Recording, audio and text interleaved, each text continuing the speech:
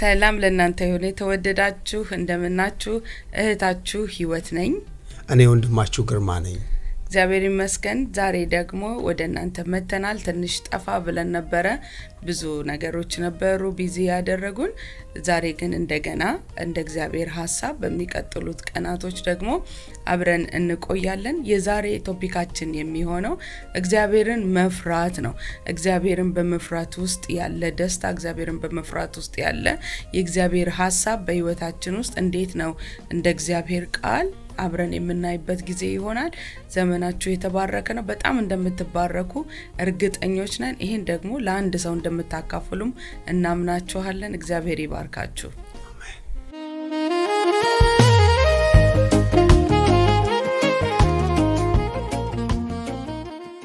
እሺ እግዚአብሔር የተባረከ ይሁን እንዴት ከረምክ አለው እንዴት ነሽ አንቺ አይ በጣም ደህና ነኝ ቢዚ ሆነን ነው የከረምነው ያ ኮንፈረንስ 10 አመታችንን ሴሌብሬት ያደረግን ቢዚ ነበርንና ሰመሩ እንዴት ነው አጠራርከስታዩ ያ አሪፍ እግዚአብሔር ይመስገን በጣም ጌታን እናመሰግንበት እግዚአብሔርን ባሳለፍናቸው ሁኔታዎች ሁሉ ያየን እግዚአብሔርን ያከበርን ያለነው ስለዚህ በጣም አሪፍ ነው እግዚአብሔር ይመስገን በእነዚህ ያገልግሎት ዘመናት ውስጥ በጣም አስፈላጊ ነው ብለ የምታየው እንደ አገልጋይ እንደ ራስ እንደ ባል እንደ አባት በዚህ ዘመን ደግሞ እንዳለ አንድ ጌታ እንደሚከተል ሰው እግዚአብሔርን መፍራት በህይወት ውስጥ ምን ያክል አስፈላጊ ነው ብለ ታስባለህ ማቶል ጊዜ ጌታን ካገኘን በኋላ በህይወቴ ላይ በጣም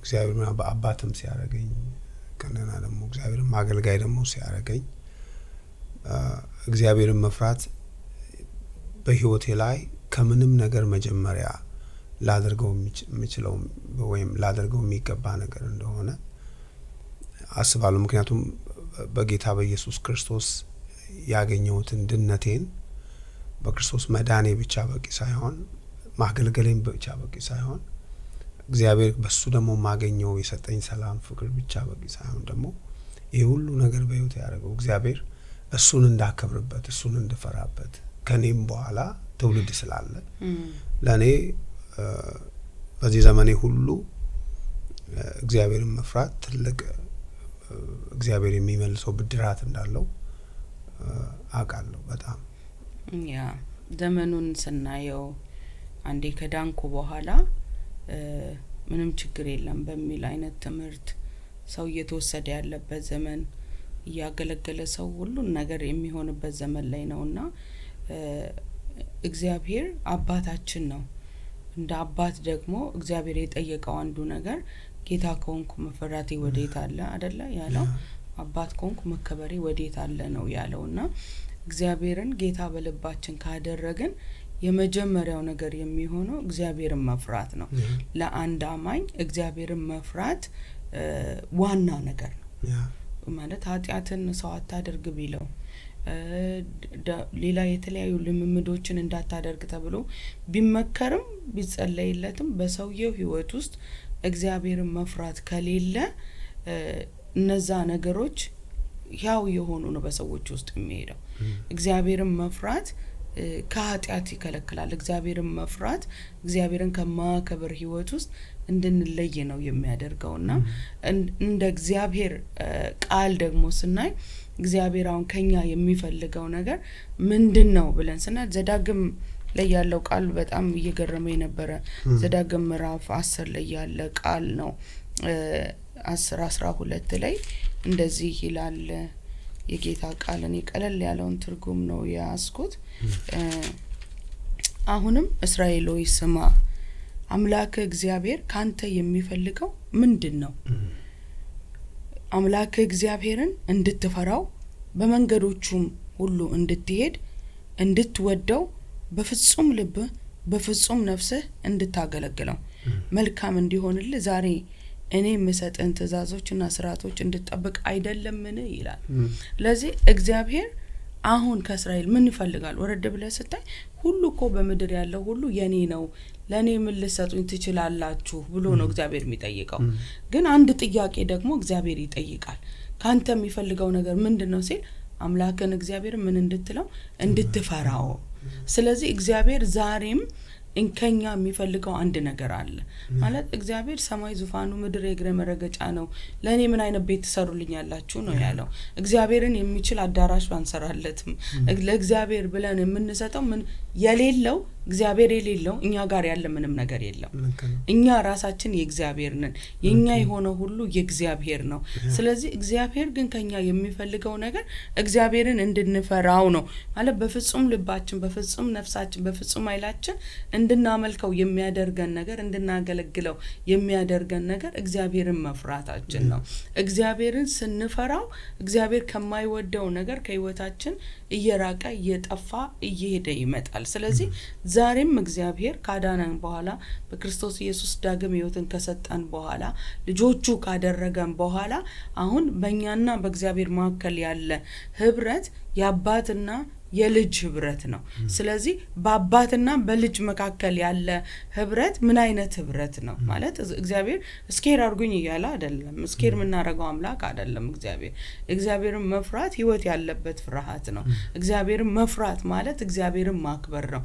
እግዚአብሔርን መፍራት ማለት ቃሉን መኖር ነው እግዚአብሔርን መፍራት ማለት ለአምላክነት የሚገባውን ቦታ መስጠት ማለት ነው እንጂ መሳቀቅ ወይም የሆነ መደንገጥ ማለት አይደለም ስለዚህ እግዚአብሔር መፈራቴ የታለ እኔ በዚህ ዘመን አሁንም የሚፈልገው ነገር ያለው የሚመስለኝ እግዚአብሔርን መፍራት ነው ከያንዳንዳችን ህይወት ውስጥ ያ ብዙ ከቤተ ክርስቲያንም ከክርስቲያኖችም ህይወት በየጠፋ ያለ የሚመስል ነው በትዳራችን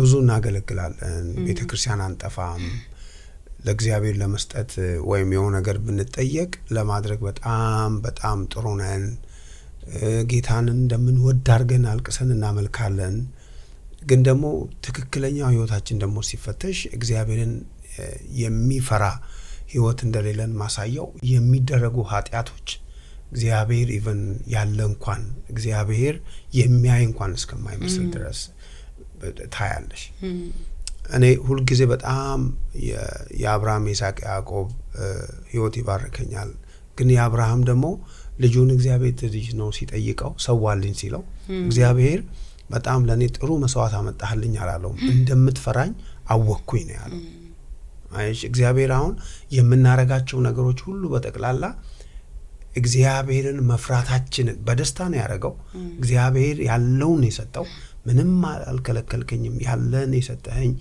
እንደምትፈራኝ ደግሞ አውቄያለሁ እንደምትወደኝ ደግሞ አውቄያለሁ ስለዚህ እግዚአብሔርን አብርሃም መውደዱን ወይም እግዚአብሔርን ማክበሩን የገለጠው እግዚአብሔር የሚጠይቀው ነገር ሰጥቶ እግዚአብሔር ግን ያለው ነገር ምንድነው አወኩኝ አሁን አንተ ለኔ ያለህን ቦታ ለኔ ያለህን ስፍራ ለኔ ያለህን ነገር አውቄያለሁ ምክንያቱም ነገሩ የመጣው ከእግዚአብሔር ነው ነገሩን የሰጠው እግዚአብሔር ነው እግዚአብሔር ሲጠይቀው ግን አልከለከለው እኛ ብዙ ነገር ነው እግዚአብሔርን መንከለከለው እግዚአብሔር መከልከላችንን ደግሞ አናቀው በተዳራችን ጣልቃ አይገባም በህይወታችን ጣልቃ አይገባም በልጆቻችን ጣልቃ አይገባም በስራችን ጣልቃ አይገባም የሚጠይቀው ነገር እግዚአብሔር ከኛ ምክንያቱም አሁን ያነበብሽ ካንተ የሚፈልገው ይሄን ብቻ ነው ኦኬ ስለዚህ ምን አርጎ ነው እግዚአብሔርን መፍራቱን የሚያሳየው ህጉን በመጠበቅ እግዚአብሔር የሚፈልገው ነገር እሱ እንደሚፈልገው ሆኖ በመራመድ ያንን ለእግዚአብሔር ማሳየት ለዚህ ነው እኔ አለ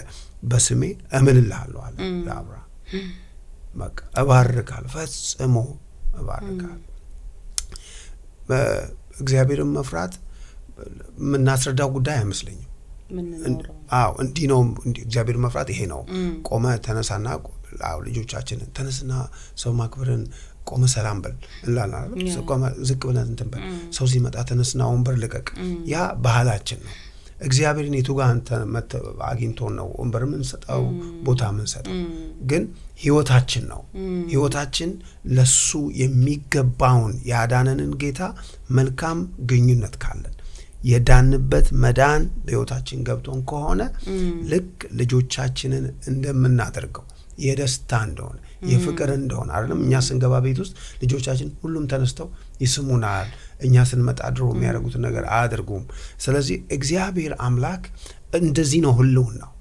እንደዚህ ነው በማከላችን አለ እግዚአብሔር ሕያው ነው እግዚአብሔር ያው ነው። እዚህ ጋር ላስቆመህና እግዚአብሔርን አንድ ሰው ሲፈራ ማለት አንዳንዴ እግዚአብሔርን እፈራዋለሁ ብለን አደባባይ ላይ እግዚአብሔርን የሚፈራ አይነት ህይወት እንኖራለን። ለመድረካችን ላይ እግዚአብሔርን የሚፈራ አይነት ህይወት እንኖራለን። በተገለጠው አደባባይ ላይ እግዚአብሔርን የሚፈራ አይነት ህይወት እንኖራለን። እውነት ግን እግዚአብሔርን የሚፈራ ሰው ሁለት አይነት መልክ አለው ወይ?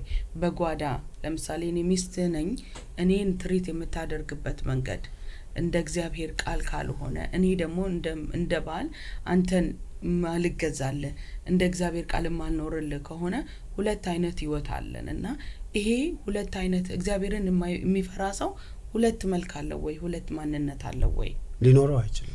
ሊኖረው አይችልም። ምክንያቱም መጽሐፍ ቅዱስ ሁለተኛ ዜና ምዕራፍ 19 ላይ እንደዚህ የሚል ቃል አለ።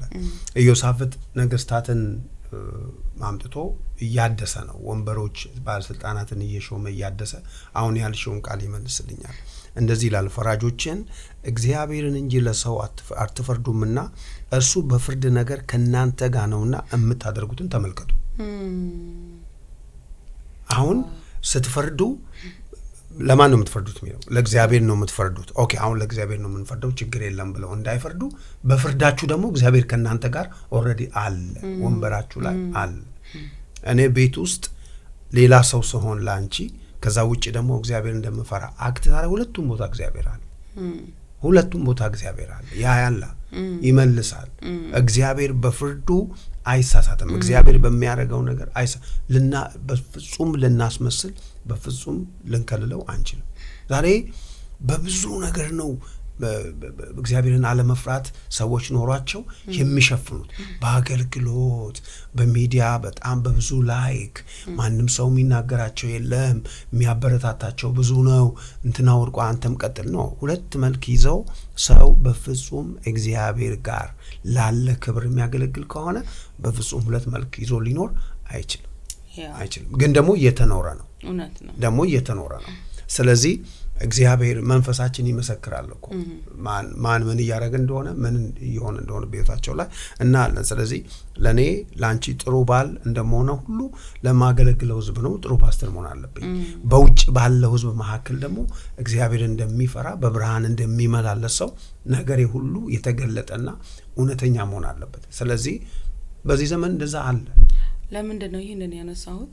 ብዙ ጊዜ አሁን ስናይ የሰዎች ልምምድ መቼስ ኃጢያትን ሰው በአደባባይ አያደርግም። የጓዳን ነገር ወደ አደባባይ ይዘነው አንመጣም። በልባችን በውስጣችን ይዘነው ነው የምንኖረውና እግዚአብሔር ያያል ነው። ስትፈርዱ ደሃውን ብትጨቁኑ ለደሃው ትክክለኛ ፍትህ ባትፈርዱ እዛ ቦታ ያስቀመጣችሁ እግዚአብሔር ስለሆነ ያ እግዚአብሔር ምን ያደርጋል ነው ይመለከታል ነው ይያለ ያለው። ስለዚህ እግዚአብሔር እንደሚመለከተው ሰው እማንኖር ከሆነ እያስመሰልን ነው እየኖርን ያለ ነው። ያ ደግሞ የሚያደርገው ነገር ምናልባት ክራውዱ ውጪ ያለው ሰው ጭብጨባው ላይ ቀንስ ይችላል። አቤት እነሱ እንደው ሞገሳውን በጣም እናየው በጣም ብዙ ዲስካሬጅም የሚያደርግ አይነት አካሄድ በጽድቅ ለሚኖር ሰው የሚያደርግ አካሄድ ነው እየተኖረ ያለው። ምክንያቱም እንደነዚህ አይነት ሰዎች ብዙ ተከታዮች አላቸው፣ ብዙ ስም አላቸው፣ ብዙ አይነት የተሳካ የሚመስል የምድራዊ ነገር ከቧቸው ያያልና ሰው ልክ እንደ ሐሳብ ምን ዋጋ አለው የሚያሰኝ አይነት ሰው ህይወት እንዲኖር ነው የሚያደርገው። ምክንያቱም ሁለት ማንነት ነው ሰው ያለው። ስለዚህ ይሄ ነገር እግዚአብሔርን መፍራት ከህይወት ሰው እየጠፋ ሲመጣ ህይወት ከሆነው ከእግዚአብሔር እየተለያየ እየተራራቀ ነው የሚመጣው። እዚህ ጋር ዘዳግም እዛው 10:20 ላይ አምላክ እግዚአብሔር ፍራ አምልከውም ከእርሱ ጋር ተጣበቅ በስሙ ማል ይላል። አሁን አምላክን እግዚአብሔርን ምን በለው ፍራው ከሱ ጋር መማር ተጣበቅ ነው የሚለው። ስለዚህ እግዚአብሔርን አለመፍራት በህይወታችን ሲመጣ ከማየተለያየን ነው ከእግዚአብሔር እየተለያየን ነው። ከእግዚአብሔር ጋር መጣበቅ ማለት ሊለያይ የማይችል ማንነት ማለት ነው። ሊገነጠል የማይችል ማንነት ማለት ነው። በቃ እየተጠራ ነው ከእግዚአብሔር ጋር ምን እንድንል ነው እንድንጣበቅ ነው። ስለዚህ ሰው እግዚአብሔርን የማይፈራ ከሆነ ከሰው ጋር አይለያይም። እንዳልኩ ጭብጨባው ይቀጥላል ዝናው ይቀጥላል እንዴት ያለ መንፈሳዊ ሰው ነው እየተባለ ሊሆን ይችላል እግዚአብሔር ያደባባይ እግዚአብሔር ብቻ አይደለም እግዚአብሔር የውጭ አምላክ ብቻ አይደለም እግዚአብሔር መንፈስ ነው ውስጥ ያለውን አይደለም ጓዳችን ያለውን አይደለም ሐሳባችንን የሚፈትሽ አምላክ ነው ምንን ልንናገር ያለነው ነገር ዘላለም በፊቱ የተገለጠ አምላክ ስለሆነ የሚለየን ከዚህ ከህይወታችን ከሆነው ከእግዚአብሔር ጋራ ነው ስለዚህ በህይወታችን መጠንቀቅ ያለብን ሰውን ከምንፈራ ውጭ ያለው ሰውን ከምናከብረው ይልቅ እግዚአብሔርን እንድናከብረው የተጠራን ሰዎች ነን ስለዚህ እግዚአብሔርን መፍራት የጠፋበት ዘመን ነው ዛሬ እንዳጋጣሚ ሆኖ የጸሎት ርዕሳችን የነበረው እግዚአብሔርን መፍራት ነውና እግዚአብሔርን መፍራት ዘፍጥረት 20 ላይ ለምንድነው ሚስትህን እህቴ ያልካት ብሎ ንጉሱ መጥቶ ሲጠይቅ አብርሃምን ያለው ምንድነው በዚህ ምድር ላይ እግዚአብሔርን መፍራት እንደሌለ አይቻለው አለ ስለዚህ እግዚአብሔርን መፍራት የሚታይ ነገር ነው ማለት ነው የሚዳሰስ ነገር ነው የሚነካ ነገር ነው የሆነ ስሜት አይደለም የሆነ ማይታይ ጉዝ ነገር ወይም የሆነ ነገር አይደለም ሰው እግዚአብሔርን ሲፈራ ሞገስ አለው እግዚአብሔርን ሲፈራ ይከብዳል እግዚአብሔርን ሲፈራ ከንግግሩ ጀርባ መለኮት የሚንቀሳቀስበት አካሄድ አለ እግዚአብሔርን ሳይፈራ ሙሉ ጥቅሱን በቃሉ ሊችል ይችላል ሙታን ሊያስነሳ ይችላል ሽባል ሊተረትር ይችላል እግዚአብሔር ግን የለም እግዚአብሔር የሌለበት ተአምር አሁን ምን ይሰራልናል እግዚአብሔር የሌለበት ክራውድ ምን ይሰራልናል እግዚአብሔር የሌለበት ዝና ምን ይሰራልናል አሁን እግዚአብሔርን መፍራት ልክ የለበስኩት ልብስ ከሩቅ እንደሚታይ ይታያል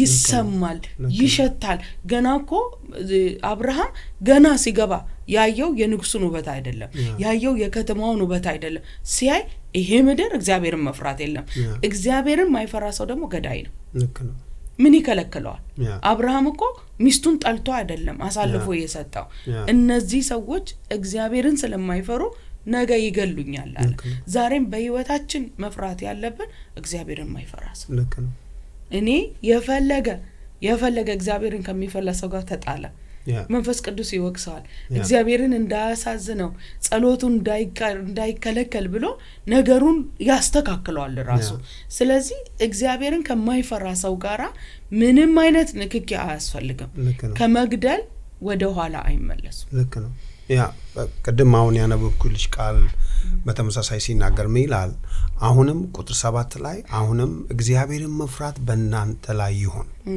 አምላካችን እግዚአብሔር ዘንድ በደልንና ለሰው ፊት ማድላት በምልጃ መውሰድን የለምና በሁሉም ተጠንቅቃችሁ አድርጉ አላቸው ይላል አሁን እግዚአብሔር መፍራት በእናንተ ላይ ይሁን እግዚአብሔርንም በእግዚአብሔር ዘንድ በደልንና ለሰው ፊት በማድላት ምልጃን በመውሰድና የለምና የምታደርጉትን ሁሉ ተጠንቅቃችሁ አድርጉ አሁን ቀደም እግዚአብሔር አለ አላቸው አሁን ደግሞ ስታረጉ እግዚአብሔር መኖሩንም ደግሞ አትልመዱት እግዚአብሔር አለ አንዳንድ ጊዜ እግዚአብሔርን እየፈራ ሰው እየኖረ የሆነ ሰዓት ላይ የሆነ ነገር ተሳስቶ ሲመለስ የእግዚአብሔርን ቅጣት ወይም የእግዚአብሔርን በህይወቱ ላይ ያለን እጅ ሳይቀራል በምህረቱ ከዛ ያን ነገር እውነት ይመስለውና በተመሳሳይ ጉቦ እየበላ እያመነዘረ ክፉ ነገር እያረገ ልጆች እያስጨነቀ ሚስት እያስጨነቀ መስራ ቤቱ ላይ ያጭበረበረ ይኖራል ስለዚህ እንዳታደርጉ ምክንያቱም በእግዚአብሔር ዘንድ አድሎ የለም እግዚአብሔር ዘንድ ለምትፈልጉ ሰው ያረጋችሁ ለዘመዳችሁ ለሚሆን ለዘራችሁ ለሚሆን እያደላችሁ መታረጉ ከሆነ እሱ የእግዚአብሔር አይደለም ተጠንቀቁ እግዚአብሔርን መፍራት እናንተ ላይ ይሁን ቀደም እንደ ልብስ ይታያል እንዳልሽው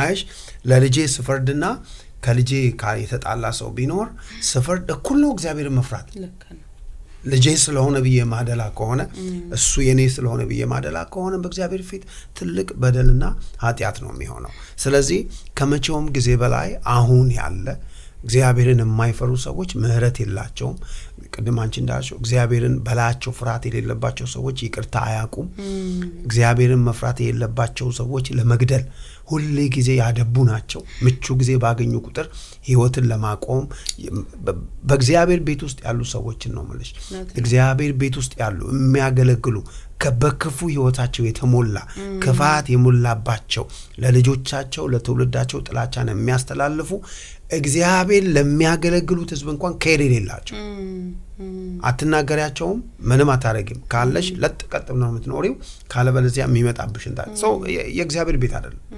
እግዚአብሔርን መፍራት በሌለባቸው ሰዎች ህይወት ይሄ እየታየ እኛ እንደ ክርስቲያን ከእንደዚህ አይነት ሰዎች አይደለም አብረን መቆም አብረን መብላት መጠጣት እነዚህ ሰዎች መዳናቸው ስለሚያጠራጥር በእግዚአብሔር ፊት በጣም ልንጠነቀቅ ይገባል ህይወታቸው አደጋ ላይ ነው የኛም ህይወት ደግሞ አደጋ ላይ ነው የሚሆነው ስለዚህ አብረን ከዋለን እግዚአብሔርን ከሚፈራ ጋር እግዚአብሔር እንደውም ኢዮብ ሲናገር እኮ እኔ ለሌሎች እኮ ልብስ ነበርኩኝ ጫማ ነበርኩኝ እኮ እግዚአብሔርን መፍራት ብትጠይቁኝ እኮ ፈርቼ ነበር የምኖረው ምን ያረጋ ለደሃ እየፈረደ ምንም ለሌላቸው እየሰጠ ለተበደሉ ሰዎች እየቆመ ምንም ደግሞ ያላቸው የሚባሉ ደግሞ በጽድቅ እያገለገለ ነው የኖርኩት እግዚአብሔርን ያልፈራውበት ምን ጋር ነው ምክንያቱም ባለ መፍራትን የመጣው ይሄ ነገር ብለው ሲሉት የቱ ጋር ነበርኩ ኮኔ ጫማ ነበርኩ ኮኔ ልብስ ነበርኩ ኮኔ እኔ ያልገባውበት ህይወት የቱ ጋር ነው ያለው ስለዚህ የኛም ህይወት እንደዛ ነው መሆን ያለበት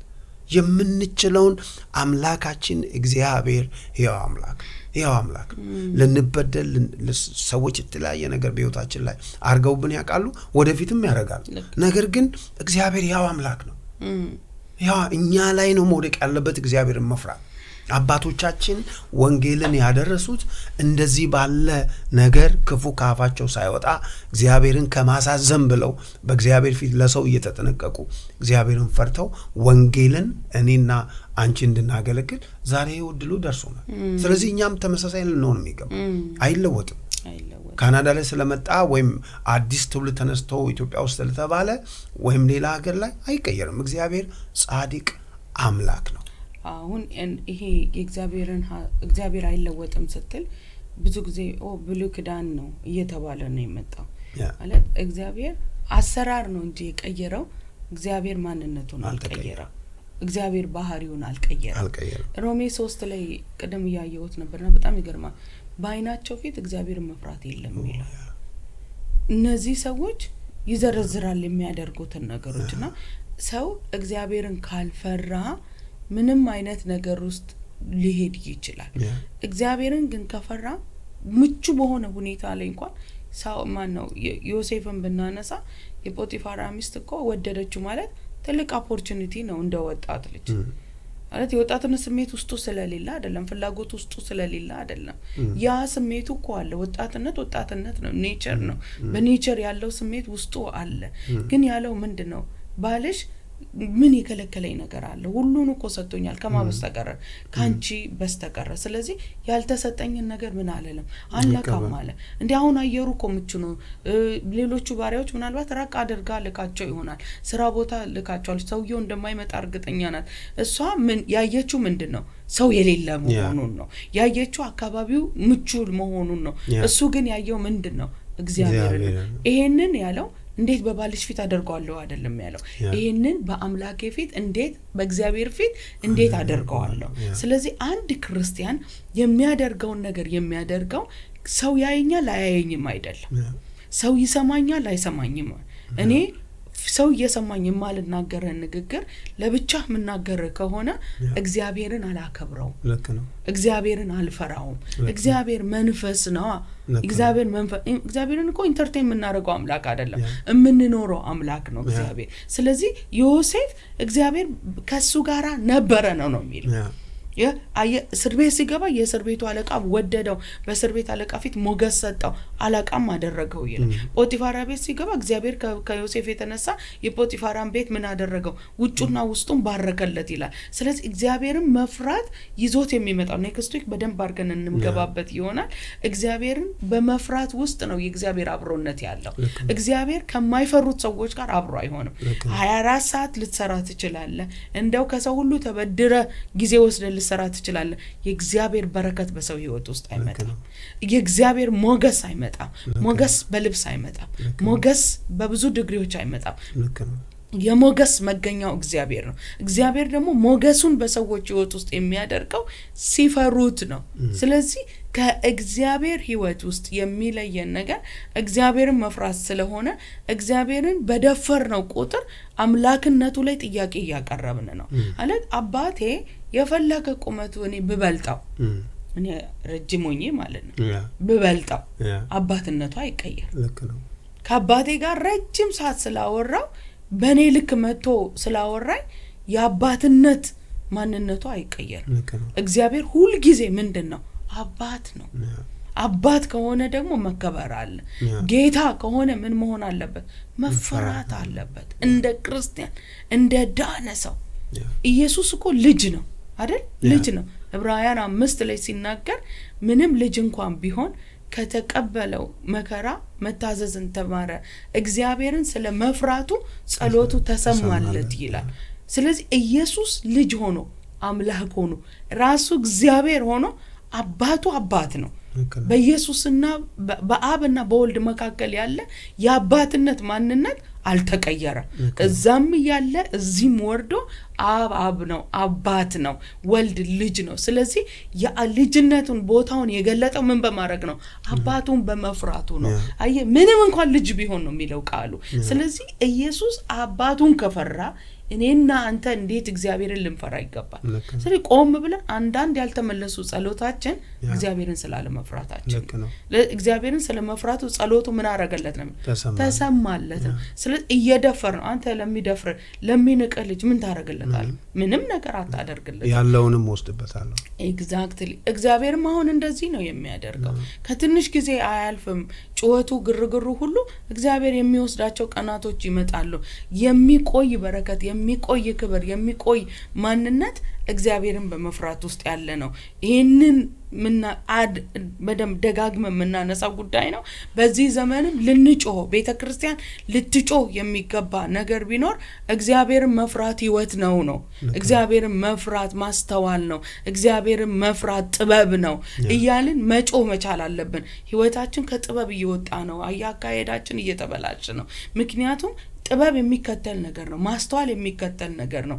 ጥበብንና ማስተዋልን የሚያስከትለው እግዚአብሔርን መፍራት። እግዚአብሔርን መፍራት ከሌለ ጥበብ የለም። እግዚአብሔርን መፍራት ከሌለ ማስተዋል የለም። ጥበብና ማስተዋል ደግሞ ለሰው ዋና ነገሮች ናቸው። ለዛ ነው ጠቢቡ ሰለሞን ጥበብን ከገንዘብ በላይ ከወርቅ በላይ አጥብቀ ፈልጋት ይላልና እግዚአብሔር ጥበብን የሚጨምር እርሱን ለሚፈራ ሰው ነው። አሜን አሜን። እግዚአብሔር ይመስገን። ጀስታታችን እቺን ጥቅስ አንብብና ለዛሬ በዚህን ጨርስ። ዕብራውያን ምዕራፍ 12 ላይ ቁጥር 7 አንድ ጊዜ ቁጥር 8 ላይ ስለዚህ ከቶ የማይናወጥ መንግስት ስለምንቀበል እግዚአብሔርን እናመስግን፣ ደግሞም ደስ በሚያሰኘው መንገድ በአክብሮትና በፍርሃት እናምልከው። አምላካችን እግዚአብሔር የሚያጠፋ እሳት ነውና ይላል። ሌላኛው ትርጉም የሚባላ ይላል። ስለዚህ ከቶ የማይናወጥ መንግስት ስላለን እግዚአብሔር ምን እንበል? እናመስግን። ጋራንቲ ነው። እግዚአብሔር የትም እንሆናለን ምናምን እግዚአብሔር ጋር ነው የምንሄደው። መንግስት እግዚአብሔር አዘጋጅቶልናል። እዚህ ምድር ላይ በየትኛውም ሁኔታ ውስጥ ብናልፍ እግዚአብሔር ያዘጋጀልን ምርጥ አገር፣ እግዚአብሔር በክርስቶስ ኢየሱስ ምክንያት በመዳናችን ምክንያት የተዘጋጀልን መንግስት አለ። ማይናወጥ መንግስት ይገለበጣል፣ ይቀየራል፣ ወይም ደግሞ የሆነ ሰው ይወስደዋል ማንለው ገዢዋ እግዚአብሔር ስለሆነ። ነገር ግን እንደዛ ሆነን ደግሞ ስናደርግ ደግሞም ደስ የሚያሰኘውን ወደዛ እስክንሄድ ድረስ እግዚአብሔርን ደስ የሚያሰኘውን እሱን ደስ በሚያሰኘው መንገድ በአክብሮትና በፍርሃት እናምልከው ብሎ ነው። ከዛ በኋላ አምላካችን እግዚአብሔር የሚያጠፋ እሳት ነው። እኔ አሁን ዘመን የተቀየረ ይመስለኛል። እንደ ድሮ ከዛሬ 6 ዓመት 7 ዓመት እንደነበሩት አይነት ኢትዮጵያ ውስጥ እንደተነሳው አይነት ጩኸት፣ እግዚአብሔር እንደተነሳው አይነት ግርግር ወደፊት የሚሆን አይመስለኝም። ወደዚህኛው እውነት ሰዎች ምክንያቱም ተለፋ፣ በትንቢት ተለፋ፣ በዝማሬ ጩኸት ተለፋ፣ በኪቦርድ ጩኸት ተለፋ፣ ምንም ለውጥ የለም። ስለዚህ አሁን ሰው ሰለቸ። ስለዚህ ምንድነው ማድረግ ያለባት ቤተክርስቲያን? ወደዚህኛው እግዚአብሔር ደስ በሚሰኝበት መንገድ፣ እኛ አይደለንም እግዚአብሔር እግዚአብሔር ደስ በሚሰኝበት መንገድ እናምልከው ደሞም እናክብረው ምክንያቱም ከዛ ውጪ ካረግን ግን እግዚአብሔር የሚባላ እሳት ነው እንደው በአንድ ጊዜ መጥቶ እንደመብረቅ አርጎ ላይ ወስደን ይችላል ህይወታችን ላይ ብዙ የሚበሉ ብዙ ነገሮች ቤታችን ሊኖር ይችላል ስለዚህ እግዚአብሔር ፊት ይሄንን በአክብሮትና በፍርሃት እንድናደርገው እግዚአብሔር ይርዳ አሜን ስለዚህ ካምልኳችን በፊት መቅደም ያለበት እግዚአብሔርን መፍራት እግዚአብሔርን በመፍራት እናምልከው ነው የሚለው በፍርሃት ምን እንበለው እናምልከው ስለዚህ ዘዳግም ላይ የተነሳንበት የሚነግረን እግዚአብሔርን ፍራ በፍጹም ነፍስ በፍጹም ኃይል ነው እግዚአብሔርን ውደደው የሚለው ስለዚህ አምልኮ ስላመለከን እግዚአብሔርን አለመፍራት አይሸፈንም እግዚአብሔር ወይ ብሎ የሚቀበለው አምልኮ የለውም አምልኳችንን እንኳን እንዲቀበለው የሚያደርገው ህይወታችን ነው እግዚአብሔርን መፍራት በእኛ ውስጥ እግዚአብሔር ካየ እግዚአብሔር የምናመልከውን አምልኮ ይቀበላል በደስታ እንደ መባ እንደ መስዋዕታዊ ስጦታ እግዚአብሔር ይቀበላልና እግዚአብሔር የሚቀበለውን አይነት አምልኮ እንድናመልክ እግዚአብሔር ይፈልጋል ወንድሞችና እህቶች ዛሬ መልእክታችን ይሄ ነው እግዚአብሔር አልተለወጠም ያብሉይ ኪዳኑ እግዚአብሔር ያዲስ ኪዳኑም እግዚአብሔር ያው እግዚአብሔር ነው እኔ አምላካችሁ እግዚአብሔር አልለወጥም ብሏልና ስለዚህ እግዚአብሔር ዛሬ ከናንተ የሚፈልገው ምንድነው ገንዘባችሁን አይደለም ጊዜያችሁን አይደለም የምታደርጉትን ቤተክርስቲያን ውስጥ የምትሮጡትን ሩጫ አይደለም እነዚህ ነገሮች ሁሉ መልካም ሆኖ ሳለ ከዚህ ግን የሚቀድም ነገር አለ የሚቀድመው ነገር እግዚአብሔር መፍራት ነው እግዚአብሔር ዛሬ እንድንናገረው የፈለገው ከዚህም በኋላ ባለን ዘመን ሁሉ እምንጮህ እድል ባገኘን ቦታ ሁሉ እምንጮህ እግዚአብሔር መፍራት እግዚአብሔር ይወዳል ነው ይያልን ያለ ነው እግዚአብሔርን እንድንፈራው እግዚአብሔር ይፈልጋል ከኛ የሚፈልገው አንድ ነገር እግዚአብሔርን መፍራት ነው በትዳራችን እንፍራው በስራችን እንፍራው በንግግራችን እንፍራው በሐሳባችን እንፍራው እግዚአብሔር መንፈስ ነው ውጭም ውስጥም ያለ አምላክ ስለሆነ እርሱን እየፈራ ነው እንዲያከበር ነው እንድንኖር የተጠራን ሰዎች ነን ዘመናችሁ የተባረከ ነው እርግጠኞች ነን በዚህ መልእክት እግዚአብሔር እንደሚያነቃችሁ እናምናለን የተባረካችሁ ናችሁ እንወዳችኋለን